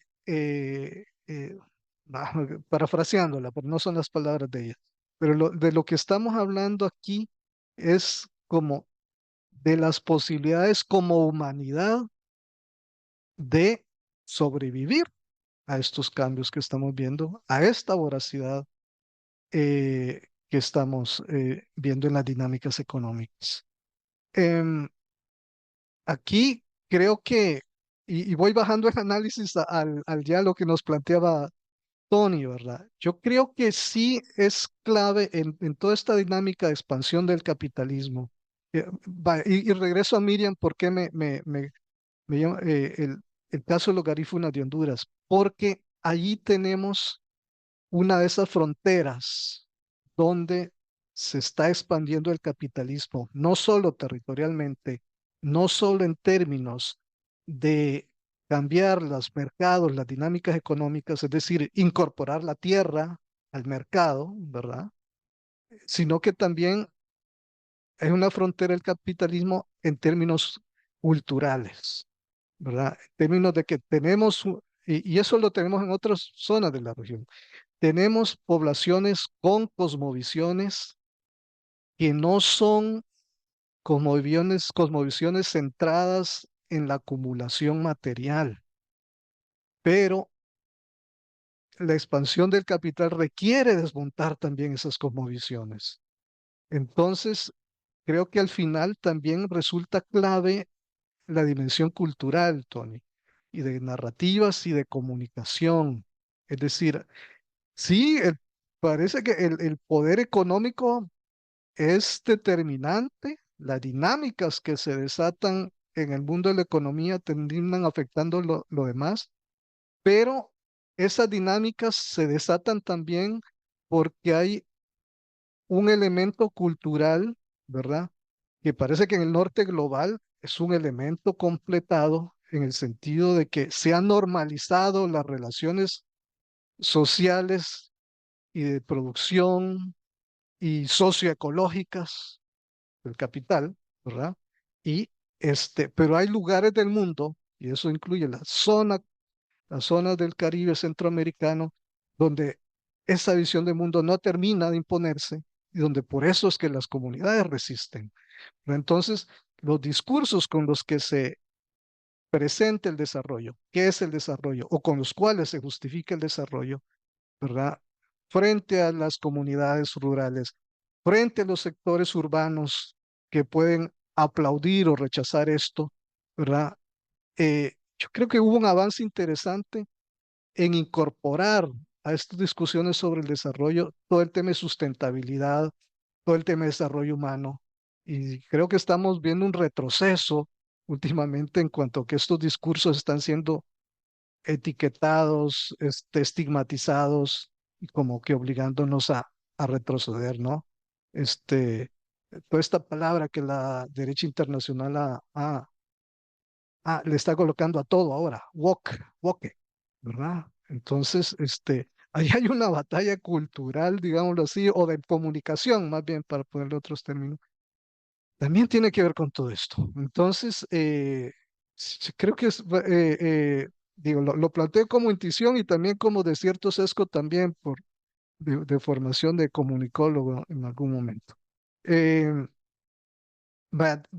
dicho eso, claro, Tony, eso también, y Beto, el tema de las bases materiales para esta gobernanza territorial o las bases materiales para la construcción de alternativas o de defensa del territorio o bases territoriales de los movimientos sociales, eso también cambia la percepción de estos discursos de desarrollo. Lo hemos visto con los proyectos mineros en Centroamérica. Siempre llegan, se justifican nuevos proyectos bajo un discurso de desarrollo, traen empleo, traen desarrollo. Pero es interesante reconocer que allí donde, en territorios donde se ha logrado construir una economía local con cierto dinamismo, ¿verdad? Allí esos discursos desarrollistas del extractivismo no tienen igual peso. Recuerdo una frase en Costa Rica, Alberto, allá en la lucha contra la minería en los noventas, cuando había una frase que era potentísima. Decía, la zona norte de Costa Rica no pidió, la zona del norte no pidió y tampoco necesita minería. ¿Sí? Porque tenían una base material para otro tipo de desarrollo, ¿verdad? Entonces, y eso fue clave también, vuelvo al tema de qué concepciones tenemos de desarrollo, el tema de la cultura, el tema de las comunicaciones, y bueno, eso puede dar pistas para ustedes, Anthony, ya desde el punto de vista como transmaker, ¿verdad? Y también en el tema de repensar, Alberto, las alianzas, cómo se establecen esas alianzas para ir buscando salida a esto, ¿verdad? Necesitan una base material y necesitan también este, cierto articulación de valores imaginarios sobre los territorios y los futuros, ¿verdad? ¿Qué queremos? Bien, bueno, cambio. Gracias, Alex. Gracias. Vamos a continuar. Susan, habías levantado la palabra, la mano. Sí, gracias. Primero, quiero decir gracias a este espacio, porque como mencionó Manuel, nosotros mismos estamos en esta reflexión y este espacio ayuda bastante de ayudarnos a pensar qué otras cosas necesitamos para enriquecer nuestra mirada y nuestra misión. Entonces, me gusta, por ejemplo, Alberto, que se menciona de Bernardo Manzano, porque precisamente estamos tratando de ver estas posibilidades, como está Rafa, está diciendo, otras visiones. Y parte de este es como el comentario que hace, creo que Tony, que la democracia es la excepción y es cómo está construyendo con los espacios que hay, cómo los actores en la primera línea aprovechan las condiciones para reconstruir oportunidades que existen o no existen en los sistemas que hay. Y para nosotros, entender cómo se aprovechar estas oportunidades, dado contextos, esta interrelación con la estructural y la agencia y las alternativas, las visiones que no son basadas solamente en la acumulación o el desarrollo como acumulación. Y otra que me parece útil es completamente de acuerdo, nosotros nos gustamos usar dicotomía falsa de la legal y ilegal. Parte de la lectura es que la lógica de acumulación propone si es legal o ilegal, no es que la institucionalidad construye para permitir la acumulación. Entonces, ¿cómo se pelear con esta lógica? Y hay una translape, no hay una diferencia, realmente es una savage capitalism, ¿no? que permite Entonces, sí, yo creo que mucho de nuestra idea es precisamente tratar de tener otros elementos para entender cómo salir de esta entrampada y qué son las oportunidades y dónde sentimos que hay la mejor nuevas ideas tal vez está saliendo de los que tienen que sobrevivirlo en los territorios, ¿no? Solamente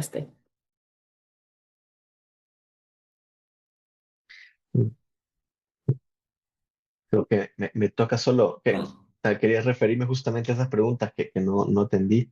Sobre los temas de ilícito e ilícito, ya empezó a contestar Susan, que efectivamente lo usamos los términos porque son los que se entienden, pero por eso insistimos con esos dos círculos que se traslapan, porque no creemos que es una dicotomía, pero hay un traslape que en los territorios es obvio. Cuando vamos a territorio, queda obvio que es un entramado de actores que lo que buscan es propiciar estrategias de acumulación que sean lícitas o ilícitas. Entonces, sí, estamos conscientes de ese debate, cómo nombramos de manera diferente.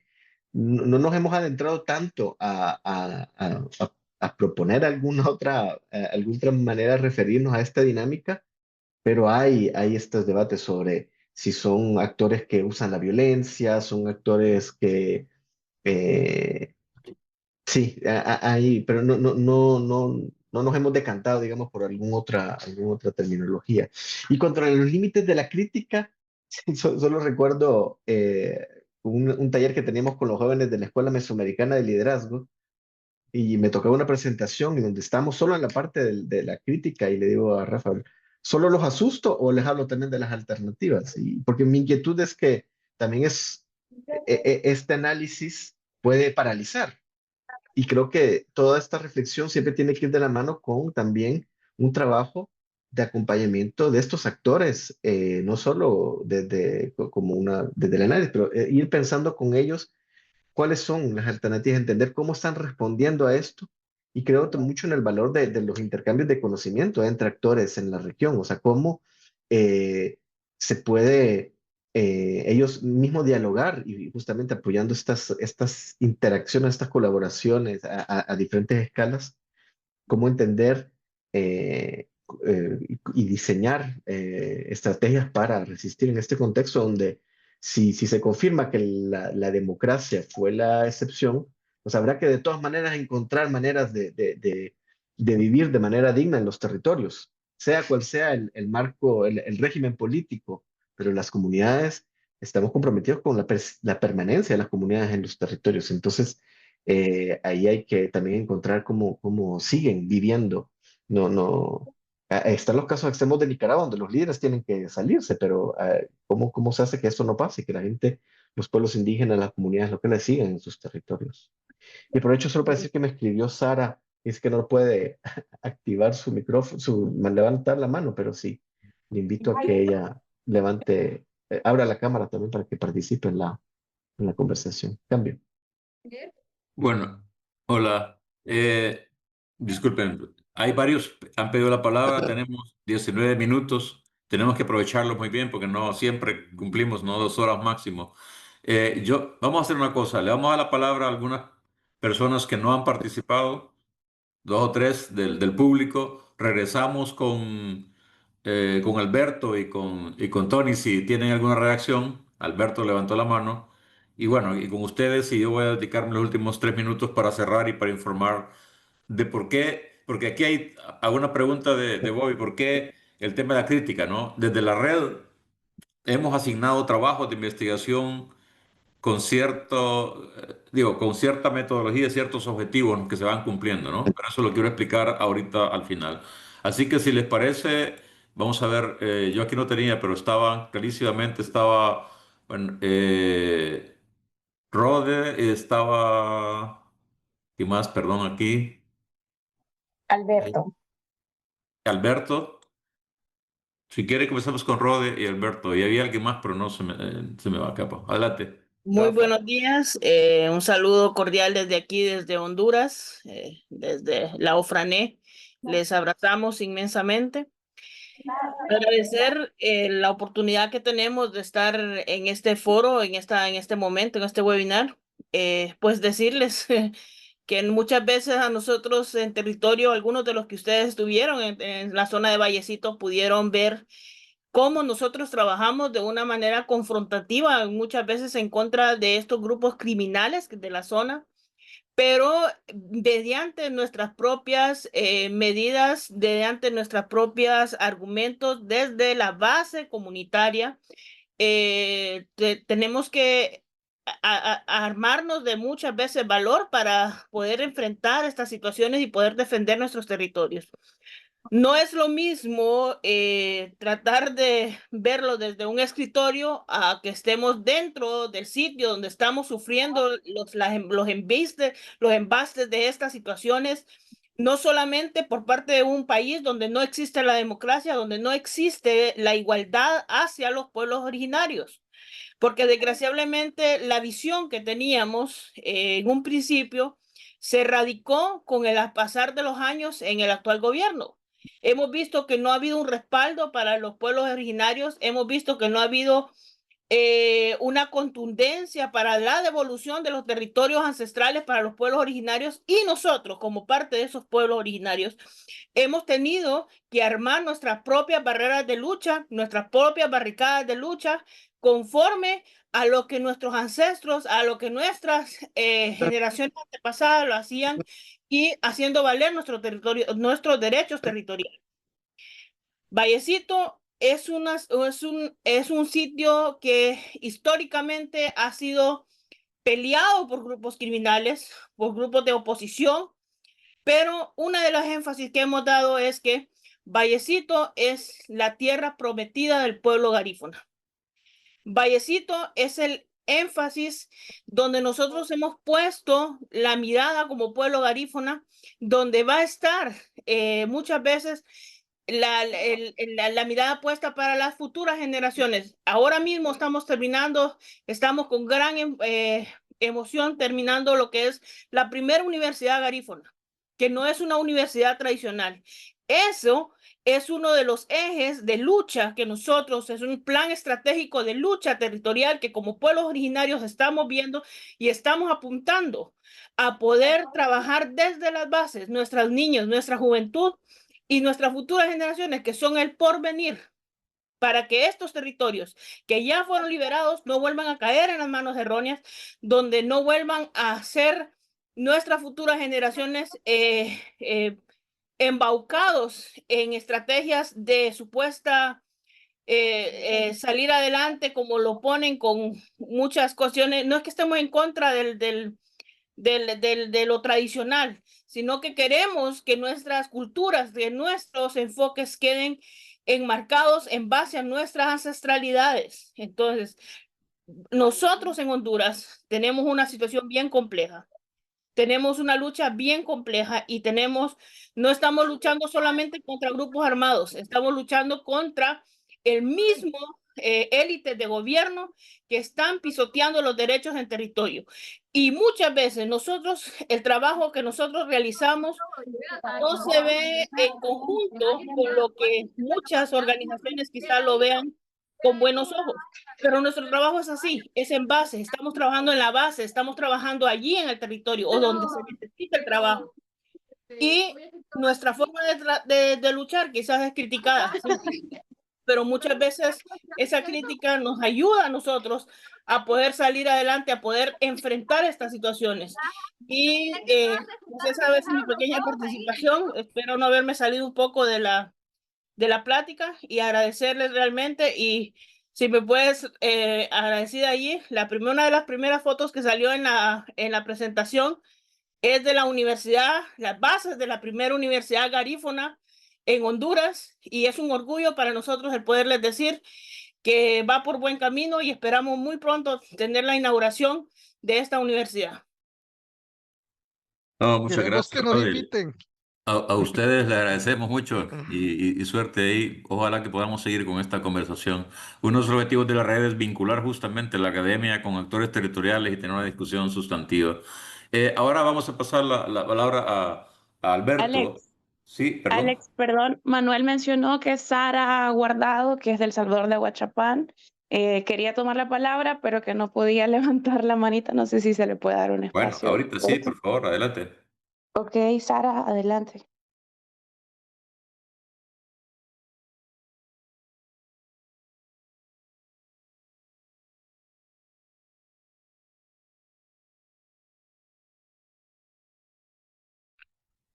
No sé si Quizás, encontró.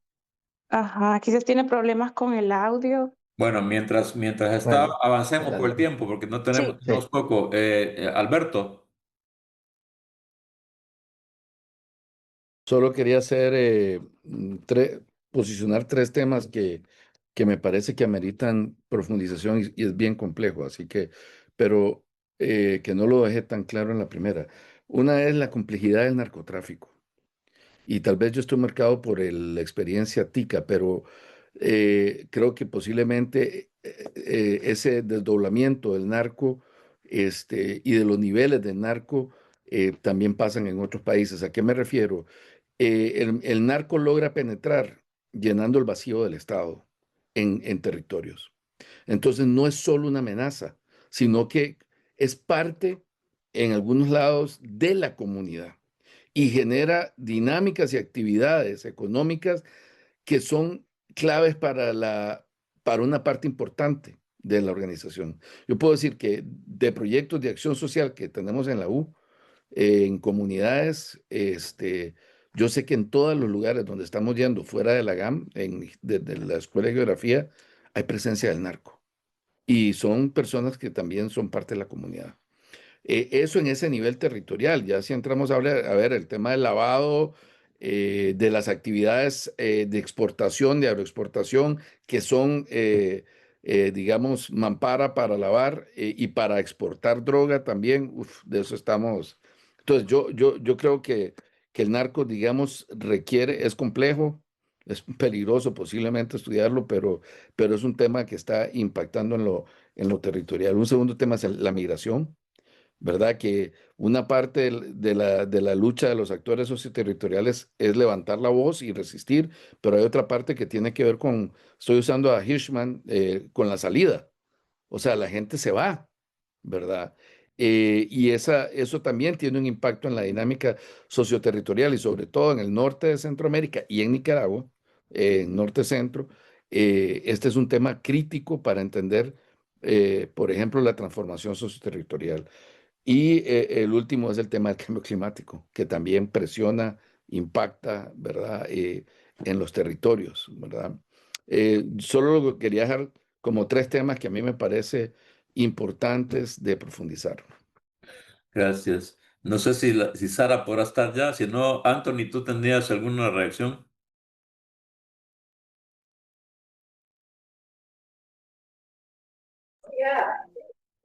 Bueno, si Sara no, no puede, no, gracias, ya comenté suficiente, solo decir que sí pienso que quiere dar vueltas a esta distinción legal-ilegal.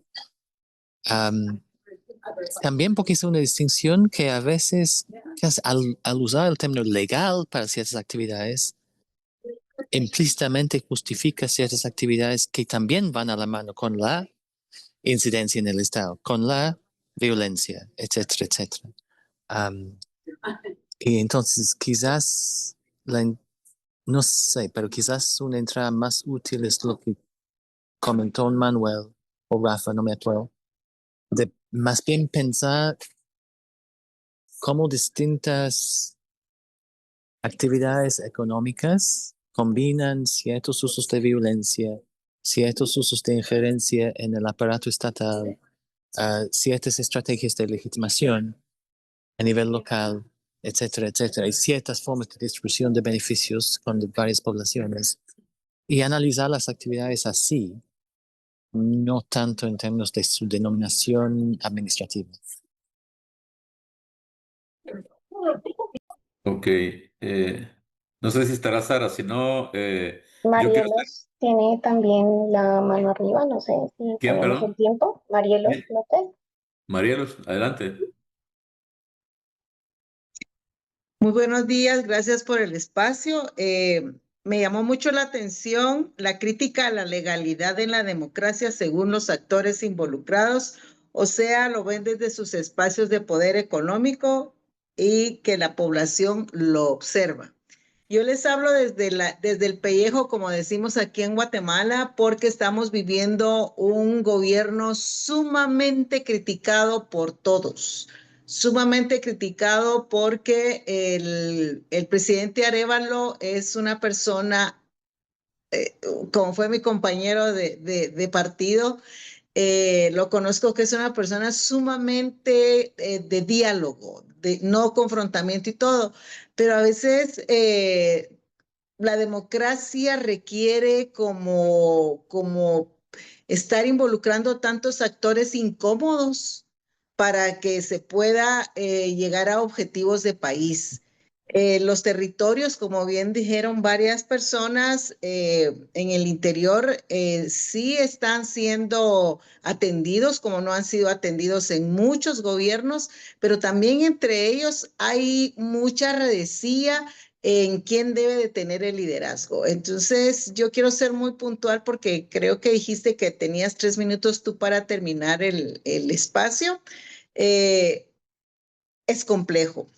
Ustedes lo estudian, ustedes lo plasman, nos dan guías y todo, pero vivirlo es de lo más complejo, es desgastante.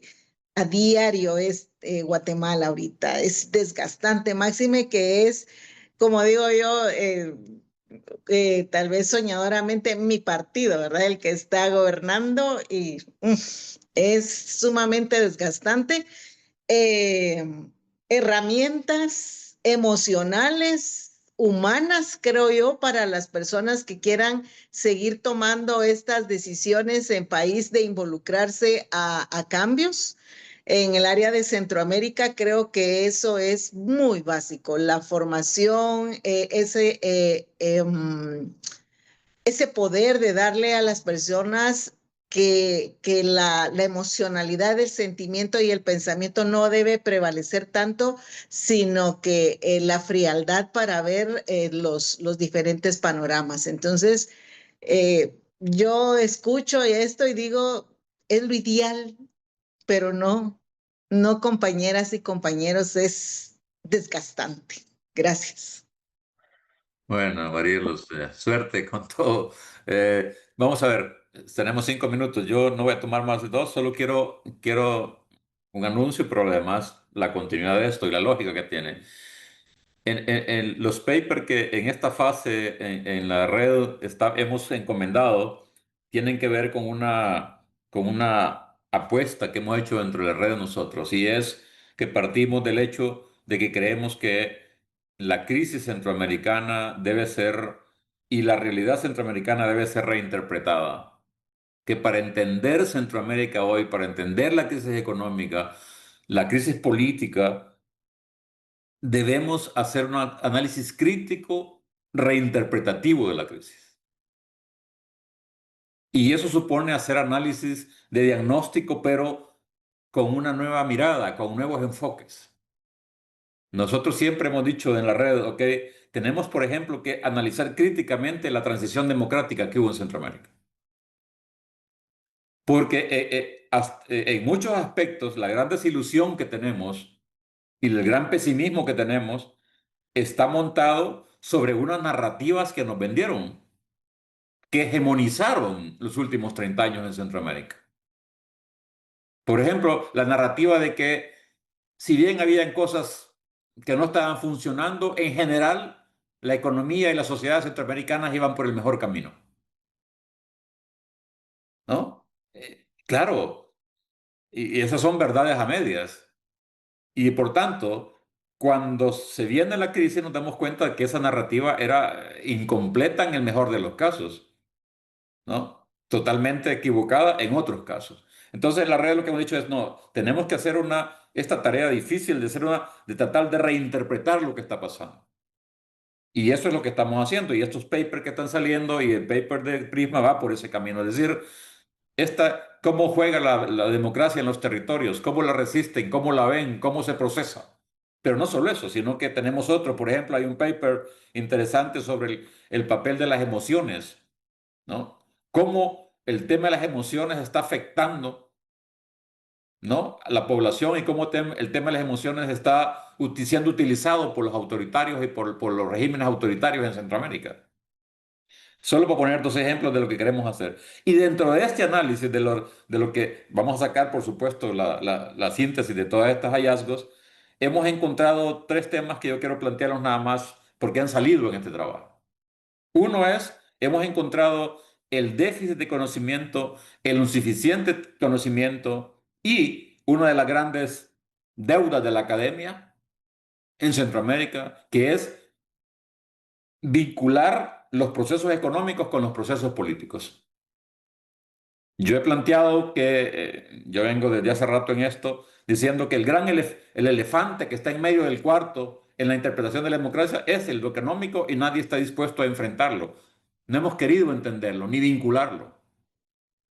Y yo creo que es tiempo de vincular economía, de hacer un análisis creativo, riguroso, entre economía y política. Cómo estos dos procesos han permeado y han definido y han condicionado todo lo que ha pasado en Centroamérica. Y dentro de eso, el estudio de los actores es clave.